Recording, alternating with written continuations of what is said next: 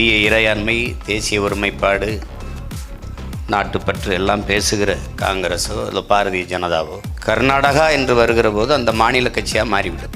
இது காங்கிரஸோ அல்லது கம்யூனிஸ்டோ கேரளா என்று வரும்போது அந்த மாநில கட்சியாக மாறிவிடும். இது நீண்ட காலமாக இருக்கிறது. அதை தான் அவங்க சொல்கிறாங்க, இந்தியா என்று ஒரு கொள்கை முடிவு, மாநிலம் என்ற போது அதுக்கு ஒரு கொள்கை முடிவை எடுத்துக்கொள்ளும்.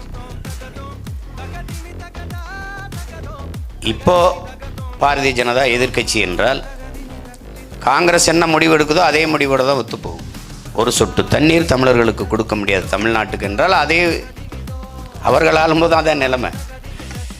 இப்போ நமக்கு என்ன பேரவளம் எதனால் நிகழுது அப்படின்னா, ஒரு சொட்டு தண்ணீர் கிடையாது அப்படின்னா உன்னோட கூட்டும் இல்லை, உனக்கு சீட்டும் இல்லைன்னு சொல்ல இங்கே ஒரு கட்சி இல்லை. பிரச்சனை அதுதான். அப்போ அவரோட கூட்டி அவன் தண்ணி தரலையோ, உரிமையை மறுக்கிறானோ, உரிமையை பறிக்கிறானோ, அவனோட கூட்டு வச்சு அவனுக்கு ஓட்டை போட்டு அவனுக்கு பதவியை கொடுத்தா அப்போ எப்படி இந்த மண்ணின் மக்களின் உரிமை பாதுகாக்கப்படுங்கிற கேள்வி நமக்கு எழணும்.